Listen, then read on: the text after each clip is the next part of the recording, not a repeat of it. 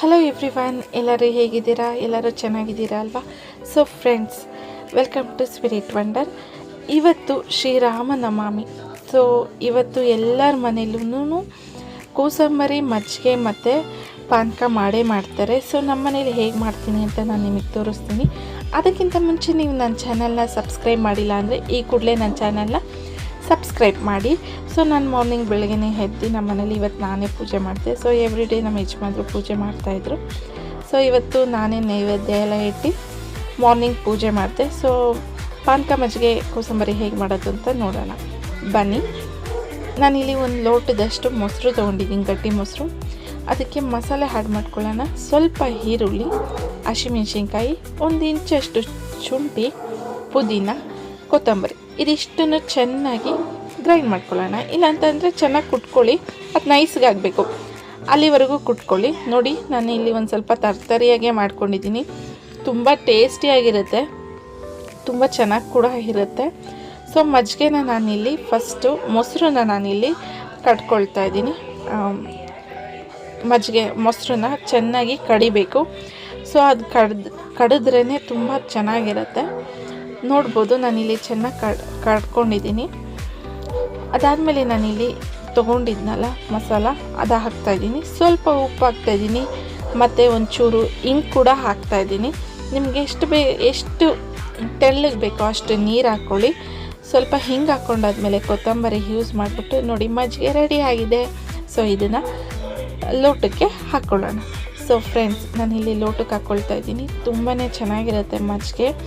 ಇದಕ್ಕೆ ಒಂದು ಸ್ವಲ್ಪ ನೀವು ಚಿಟಿಕೆಯಷ್ಟು ನೀವು ಸಕ್ಕರೆ ಕೂಡ ಆ್ಯಡ್ ಮಾಡಿಕೊಂಡು ಕುಡಿಬೋದು, ಇಲ್ಲ ಒಂದು ಸ್ವಲ್ಪ ಉಪ್ಪು ಕೂಡ ಹಾಕ್ಕೊಂಡು ಕುಡೀರಿ. ತುಂಬಾ ಟೇಸ್ಟಿಯಾಗಿರುತ್ತೆ. ಸಂಜೆವರೆಗೂ ಇಟ್ಕೊಂಡು ಕುಡಿಬೋದು, ತುಂಬ ಚೆನ್ನಾಗಿರುತ್ತೆ.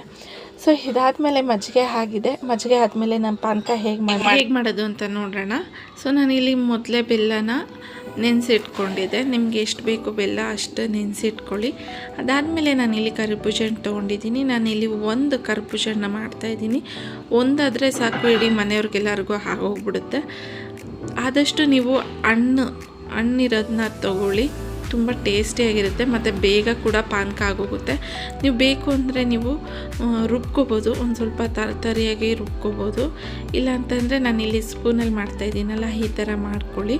ಇಲ್ಲಾಂದರೆ ಕೈಯಲ್ಲಿ ಕಿವುಚ್ಕೊಳ್ಳಿ.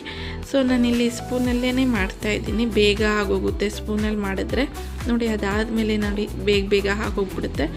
ಕೈಯಲ್ಲಿ ಕಿವುಚೋದ್ರಿಂದ ಕೈಯೆಲ್ಲ ನೋವು ಬರುತ್ತೆ. ಸೊ ಹಾಗಾಗಿ ಸ್ಪೂನಲ್ಲಿ ಮಾಡ್ಕೊಳ್ಳೋದೇ ಬೆಸ್ಟ್ ಆಗಿರುತ್ತೆ. ಅದಾದಮೇಲೆ ಒಂದು ಸ್ವಲ್ಪ ಕೈಯಲ್ಲಿ ದಪ್ಪ ಇರೋದನ್ನೆಲ್ಲ ಸ್ನ್ಯಾಶ್ ಮಾಡ್ಕೊಳ್ಳೋಣ. ಅದಾದಮೇಲೆ ನಾನಿಲ್ಲಿ ಸೋಸ್ಕೊಂಡು ಬೆಲ್ಲದ ಪಾಕ ಹಾಕ್ಕೊಳ್ತಾ ಇದ್ದೀನಿ. ನೋಡಿ, ಸೋಸ್ಕೊಂಡಿರೋ ನಿಮಗೆ ಎಷ್ಟು ಬೆಲ್ಲ ಬೇಕೋ ಅಷ್ಟು ಪಾಕನ ನೀವು ಹಾಕ್ಕೋಬೋದು. ಅದಾದಮೇಲೆ ನಾನಿಲ್ಲಿ ಒಂದು ಸ್ಪೂನಷ್ಟು ನಿಂಬೆ ರಸ ಹಾಕ್ತಾಯಿದ್ದೀನಿ. ತುಂಬಾ ಚೆನ್ನಾಗಿರುತ್ತೆ ನಿಂಬೆಹಣ್ಣು ರಸ ಹಾಕೋದ್ರಿಂದ. ಆಮೇಲೆ ಸ್ವಲ್ಪ ಏಲಕ್ಕಿ ಹಾಕ್ತಾಯಿದ್ದೀನಿ, ಏಲಕ್ಕಿ ಪುಡಿ. ನಿಮಗೆ ಎಷ್ಟು ನೀರು ಬೇಕೋ ಅಷ್ಟು ನೀರು ಹಾಕ್ಕೊಳ್ಳಿ. ನೋಡ್ಕೊಳ್ಳಿ, ನೀವು ನಿಮಗೆ ಎಷ್ಟು ಸ್ವೀಟ್ ಬೇಕು ಅಂತ ನೋಡಿಕೊಂಡು ನೀವು ಬೆಲ್ಲದ ಪಾಕ ಹಾಕ್ಕೋಬೋದು. ಜಾಸ್ತಿ ನೀರು ಆದ್ರೂ ಚೆನ್ನಾಗಿರಲ್ಲ, ಸ್ವಲ್ಪ ಹಣ್ಣು ಇರಬೇಕು, ಬೆಲ್ಲನೂ ಇರಬೇಕು, ತುಂಬ ಚೆನ್ನಾಗಿರುತ್ತೆ. ನೀವು ಎಷ್ಟು ಹಣ್ಣು ತೊಗೊಂಡಿರ್ತೀರ ಅದ್ರ ಮೇಲೆ ಡಿಪೆಂಡ್ ಆಗುತ್ತೆ. ಸೊ ಅದಾದಮೇಲೆ ನಾನಿಲ್ಲಿ ಪಾನಕ ರೆಡಿಯಾಗಿದೆ, ಮಜ್ಜಿಗೆ ಪಾನಕ ಎರಡೂ ರೆಡಿಯಾಗಿದೆ.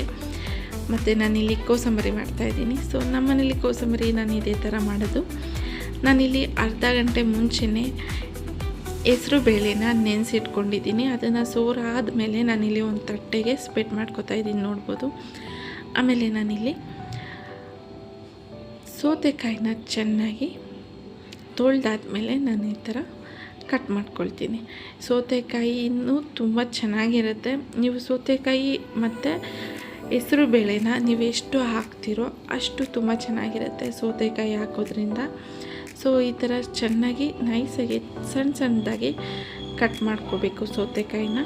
ಈ ಸೌತೆಕಾಯಿ ಕಟ್ ಮಾಡ್ಕೊಂಡಾದಮೇಲೆ ನಾನಿಲ್ಲಿ ಸ್ವಲ್ಪ ಈರುಳ್ಳಿ ಕೂಡ ತೊಗೊಂಡಿದ್ದೀನಿ, ಅದನ್ನು ಕೂಡ ಸಣ್ಣದಾಗಿ ಕಟ್ ಮಾಡ್ಕೊಂಡಿದ್ದೀನಿ. ಈ ಸೌತೆಕಾಯಿನ ಕಟ್ ಮಾಡ್ಕೊಂಡಾದ್ಮೇಲೆ ನಾನು ಎಲ್ಲ ನಿಮಗೆ ಹೇಗೆ ಮಿಕ್ಸ್ ಮಾಡ್ತೀನಿ ಅಂತ ತೋರಿಸ್ತೀನಿ ನೋಡಿ. ನಾನಿಲ್ಲಿ ಎಲ್ಲ ಸೌತೆಕಾಯಿನ ಕಟ್ ಮಾಡ್ಕೊಂಡಾದ್ಮೇಲೆ ತುರಿದಿರೋ ಅಂಥ ಶುಂಠಿ ಹಾಕ್ತಾಯಿದ್ದೀನಿ. ತುಂಬ ಚೆನ್ನಾಗಿರುತ್ತೆ.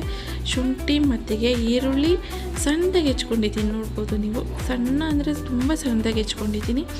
ಆಮೇಲೆ ಹಸಿಮೆಣಸಿನ್ಕಾಯಿ ಕೂಡ ಸಣ್ಣದಾಗಿ ಹೆಚ್ಕೊಂಡಿದ್ದೀನಿ. ಇದಿಷ್ಟನ್ನು ಚೆನ್ನಾಗಿ ಮಿಕ್ಸ್ ಮಾಡ್ಕೊಳ್ಳೋಣ ಸೌತೆಕಾಯಿ ಜೊತೆ. ತುಂಬ ಚೆನ್ನಾಗಿರುತ್ತೆ. ಶುಂಠಿ ತುರ್ಕೊಂಡಿದ್ದೀನಿ. ನಾನು ಯಾವಾಗಲೂ ಕೋಸಂಬರಿ ಮಾಡೋದು ಇದೇ ಥರ ಇರುತ್ತೆ. ಆ ಫ್ಲೇವರ್ ಸಿಗ್ತಾ ಇರುತ್ತೆ. ಶುಂಠಿ ಆಗಿರ್ಬೋದು, ಈರುಳ್ಳಿ ಆಗಿರ್ಬೋದು. ತಿನ್ಬೇಕಾರೆ ಕೋಸಂಬರಿ ಜೊತೆ ತಿನ್ಬೇಕಾರೆ ಅದು ತುಂಬ ಚೆನ್ನಾಗಿ ಫ್ಲೇವರ್ ಸಿಗುತ್ತೆ. ಸೊ ಹಾಗಾಗಿ ಈರುಳ್ಳಿ ಮತ್ತು ಶುಂಠಿನ ನಾನು ಸ್ವಲ್ಪ ಸ್ವಲ್ಪ ಹಾಕ್ಕೊಳ್ತಾ ಇದ್ದೀನಿ. ಇದನ್ನೆಲ್ಲ ಚೆನ್ನಾಗಿ ನಾನು ಆಲ್ರೆಡಿ ಹೆಸರುಬೇಳೆ ಜೊತೆ ಮಿಕ್ಸ್ ಮಾಡ್ಕೊಳ್ಳೋಣ. ಅದಾದಮೇಲೆ ನಾನಿಲ್ಲಿ ಒಂದು ಸ್ವಲ್ಪ ಕಾಯಿ ತುರಿ ಹಾಕ್ತಾಯಿದ್ದೀನಿ. ಕಾಯಿ ತುರಿ ಹಾಕಲೇಬೇಕು ಕೋಸಂಬರಿಗೆ. ಸೊ ನಾನಿಲ್ಲಿ ಕಾಯಿ ತುರಿ ಕೂಡ ಹಾಕ್ಕೊಳ್ತಾ ಇದ್ದೀನಿ. ಲಾಸ್ಟಲ್ಲಿ ನಾನಿಲ್ಲಿ ಕೊತ್ತಂಬರಿ ಹಾಕ್ಕೊಳ್ತಾ ಇದ್ದೀನಿ. ಕೊತ್ತಂಬರಿ ಇದೆಲ್ಲ ಮಿಕ್ಸ್ ಮಾಡ್ಕೊಂಡಾದಮೇಲೆ ನಾನು ನಿಮಗೆ ತೋರಿಸ್ತೀನಿ ನೋಡಿ ಫ್ರೆಂಡ್ಸ್. ತುಂಬಾ ಚೆನ್ನಾಗಿರುತ್ತೆ. ಈರುಳ್ಳಿ ಮತ್ತು ಶುಂಠಿ ಹಾಕಿರೋದ್ರಿಂದ ತುಂಬಾ ಚೆನ್ನಾಗಿರುತ್ತೆ. ನೀವು ಇದೊಂದ್ಸಲಿ ಟ್ರೈ ಮಾಡಿ ನೋಡಿ, ತುಂಬ ಇಷ್ಟಪಡ್ತೀರಾ. ಓಕೆನಾ? ಸೊ ಫ್ರೆಂಡ್ಸ್, ನಾನು ಇಲ್ಲಿ ಸ್ವಲ್ಪ ಉಪ್ಪು ಹಾಕ್ಕೊಂಡು ಕೋಸಂಬರಿಗೆ ಮಿಕ್ಸ್ ಮಾಡ್ಕೊಳ್ತಾ ಇದ್ದೀನಿ. ಫ್ರೆಂಡ್ಸ್, ಈ ವಿಡಿಯೋ ನಿಮಗೆ ಇಷ್ಟ ಆಗಿದೆ ಅನಿಸುತ್ತಲ್ಲ. ನೋಡಿ ಎಷ್ಟು ಚೆನ್ನಾಗಿ ಕಾಣಿಸ್ತಾ ಇದೆ ಕೋಸಂಬರಿ, ಮಜ್ಜಿಗೆ, ಪಾನಕ. ಸೊ ಇವತ್ತು ಶ್ರೀರಾಮನವಮಿ ಆಗಿರೋದ್ರಿಂದ ಇವತ್ತಿನ ಮೆನ್ಯೂ ಇದು. ತುಂಬ ಚೆನ್ನಾಗಿದೆ ಅನಿಸುತ್ತೆ. ಸೊ ಫ್ರೆಂಡ್ಸ್, ಈ ವಿಡಿಯೋ ನಿಮಗೆ ಇಷ್ಟ ಆಗಿದೆ ಶೇರ್ ಮಾಡಿ, ಲೈಕ್ ಮಾಡಿ, ಸಬ್ಸ್ಕ್ರೈಬ್ ಮಾಡಿ. ಯಾರೆಲ್ಲ ನನ್ನ ಚಾನಲ್ನ ಸಬ್ಸ್ಕ್ರೈಬ್ ಮಾಡಿಲ್ವೋ ಅವ್ರು ಈ ಕೂಡಲೇ ನನ್ನ ಚಾನಲ್ನ ಸಬ್ಸ್ಕ್ರೈಬ್ ಮಾಡಿ.